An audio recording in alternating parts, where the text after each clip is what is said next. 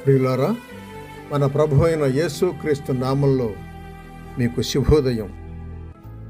ఆయనను గూర్చి అనుదిన ఆత్మీయ ఆహారం, డిసెంబర్ 27 శనివారం. నేటి మన ధ్యాన లేఖనం లూకా సువార్త 8వ అధ్యాయం 16వ వచనం. ఎవడును దీపము ముట్టించి పాత్రతో కప్పివేయడు, మంచము క్రింద పెట్టడు, కానీ లోపలికి వచ్చువారికి వెలుగు అగపడవలనని దీపస్తంభం మీద దానిని పెట్టును. వ్యాఖ్యానాంశం: పరిశుద్ధాత్మను దుఃఖపరచుకుడి. వ్యాఖ్యానాంశం: పరిశుద్ధాత్మను దుఃఖపరచుకుడి. వ్యాఖ్యానం: క్రీస్తు తానే వెలుగైనవాడు. చీకటి మన పాత పోలిక. మనం క్రీస్తునందు విశ్వాసముంచాము అంటే చీకటి పోయి వెలుగుగా అయ్యాం. నమ్మిన వారు వెలుగు పిల్లలు అని ఎఫెసీయులకు రాసిన పత్రిక 5వ అధ్యాయం 10వ వచనంలో పిలువబడుతున్నాం. భక్తుడు కుంచముతో గాని పాత్రతో గాని తన వెలుగును కప్పిపెట్టాడు అంటే సంసారం, లోక సంబంధ విషయాలు జాస్తి అయ్యాయని అర్థం. ఐహిక విచారమే ఆ వెలుతురును కప్పుపెట్టింది. జాగ్రత్త! మంచము సోమరితనానికి గుర్తు.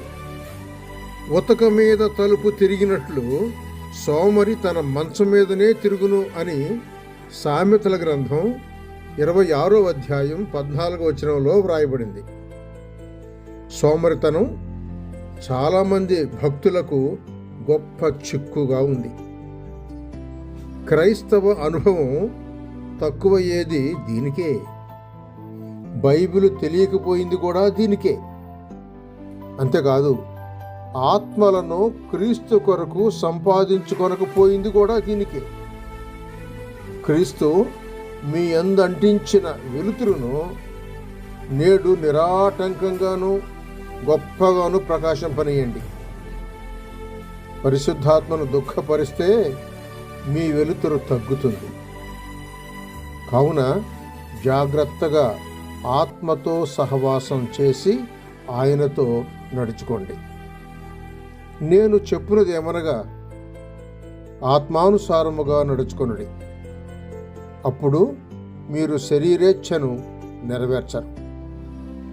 దేవుని పరిశుద్ధాత్మను దుఃఖపరచకుడి. విమోచన దినము వరకు ఆయన యందు మీరు ముద్రింపబడి ఉన్నారు. గలతీయులకు రాసిన పత్రిక 5వ అధ్యాయం 16వ వచనం, ఎఫెసీయులకు రాసిన పత్రిక 4వ అధ్యాయం 30వ వచనం చదవండి. సహోదరుడు సైలస్ ఫాక్స్. శుభములతో వందనాలు.